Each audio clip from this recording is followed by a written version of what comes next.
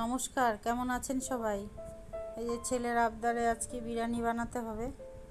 এই চিকেনটা ভালো করে ধুয়ে নিয়ে আসলাম, তারপরে সব মশলা মিশিয়ে নিচ্ছি। এই হলুদের গুঁড়ো দিয়ে দিলাম, লঙ্কার গুঁড়ো, তারপরে ধনিয়ার গুঁড়ো, গরম মশলার গুঁড়ো, তারপরে দিয়ে দিব স্বাদ মতন লবণ আর একটু তেল, সাদা তেল দিয়ে দিলাম। সব এবার ভালো করে মিক্সড করে নেব। ভালো করে মিক্সড করে 1 ঘন্টার জন্য আমি ঢেকে রেখে দিলাম। তারপরে এদিকে চালটা ধুয়ে নেই, বিরিয়ানির চালটা ধুয়ে ভালো করে ঝরিয়ে রেখে দিব। তারপরে জল বসিয়ে দিয়েছি, জলের মধ্যে গোটা গরম মশলা, তেজপাতা, লেবুর রস, সাদা তেল সব দিয়ে দিলাম। জলটা ভালো করে ফুটে গেছে। এবার ফুটন্ত জলে জল ঝরানো চালটা দিয়ে দিলাম। ভাতটা হয়ে গেছে, 80% সিদ্ধ হয়ে গেছে। এবার ভাতটা ঝুড়ির মধ্যে নামিয়ে নেব। একদম ঝরঝরা ভাত হয়ে গেছে, দেখেন।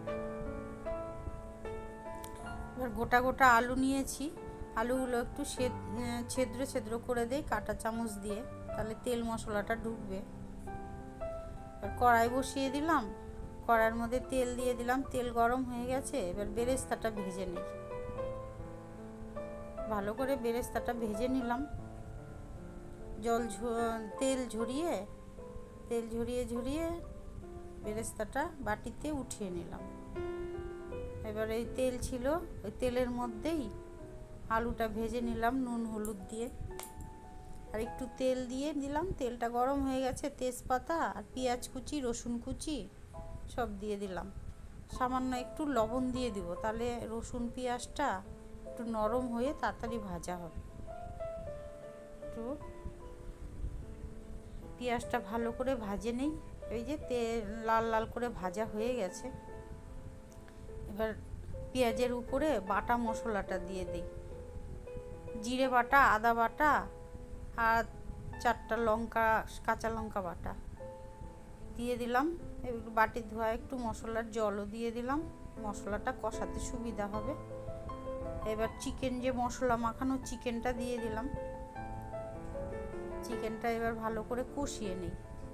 একটু মশলার মাখার একটু বাটির মধ্যে ছিল মশলা জড়ানো, একটু জল দিয়ে দিলাম। চিকেনটা এবার ঢেকে ঢেকে ভেজে নিব। ভেজে মানে কি, কষিয়ে নিব। এবার ভালো করে কষিয়ে নিব। এদিকে কষানো হতে থাক, আমি দুধের মধ্যে সব মিক্সড করে নিই। এই যে কেওড়া জল দিয়ে দিলাম, এবার গোলাপ জল দিয়ে দিব। তারপরে দিয়ে দেই মিঠা আতর, আর একটু দিয়ে দেই চিনি। সব মিক্সড করে রেখে দেই। তারপরে এদিকে আমি মাংসটা কষাতে থাকি। এই মাংসটা কষানো মোটামুটি হয়ে গেছে। এবার গোটা গোটা আলু আছে তো একটু আগেই দিলাম, তাহলে মশলাটা আলুতে ঢুকবে, আলুটা একটু সেদ্ধও হবে। তারপরে গরম জল দিয়ে দিলাম, গ্রেভি তৈরি হয়ে যাবে। হয়ে গেছে চিকেন। আর এই যে গ্রেভিটা আমি নিচে বেশি করে দিয়ে দিলাম, তাহলে ভাতটা নিচে লেগে যাবে না। এবার ভাতটা ভালো করে চারিদিকে ছড়িয়ে দেই। ভালো করে ছড়িয়ে দিলাম। তারপরে এই যে চিকেন, আলু সব দিয়ে দিই। এবার বেরেস্তা দিয়ে দিলাম, আর এই যে বিরিয়ানি মশলাও দিয়ে দিই। আরও ভাত দিয়ে দেয়। এবার লেয়ারটা এবার একটু বেশি করে দেবো, ভাতটা বেশি করে একটু ভাত দিয়ে চিকেন আর আলু যা ছিল সবটাই ঢেলে দিয়ে দিলাম। তারপরে একটু বিরিয়ানি মশলা দিয়ে দিলাম, আর বেরেস্তাও দিয়ে দিলাম। তারপরে আর যা ভাত ছিল সবটা ভাত এবার ভালো করে ছড়িয়ে একদম দিয়ে দিব, সবটা ভাতই দিয়ে দিলাম। তারপরে বেরেস্তা দিয়ে দিলাম আবার। এবার বিরিয়ানি মশলাটাও দিয়ে দিলাম। তারপরে সামান্য একটু লবণ দিলাম। আর যে দুধের মিশানো কেওড়া জল, গোলাপ জল, মিঠা আতর, চিনি মিক্সড করা ছিল ওটা উপরে দিয়ে দিলাম, সবার সঙ্গে মিশে যাবে। এবার দুটো কাঁচা লঙ্কা চেরা দিয়ে দিলাম। তারপরে ভালো করে এবার ঢেকে দিব। ঢেকে দিয়ে এবার আটা দিয়ে সিল করে দিব, যাতে বাষ্পটা বেরোতে না পারে। ভালো করে সিল করে দিলাম। উপরে শিল নোড়া দিয়ে চাপা দিয়ে দিলাম। একটা তাওয়ার উপরে হাঁড়িটা বসালাম, একদম কম আঁচে হাঁড়িটা আধা ঘন্টা বসিয়ে রাখলাম।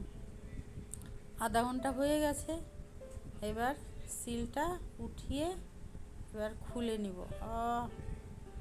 কি সেন্ট বেরিয়েছে বন্ধুরা, কি বলবো। গোটা ঘর একদম বিরিয়ানির সেন্টে ম ম করছে। একটা বড় গামলার মধ্যে সব নামিয়ে নিলাম হাঁড়ি থেকে, সব মিক্সড হয়ে যাবে। ভালো করে মিশিয়ে নিব। এবার নিচে যে গ্রেভির ভাতটা ছিল ওটাও নিয়ে নেই, সবটার সঙ্গে মিক্সড হয়ে যাবে।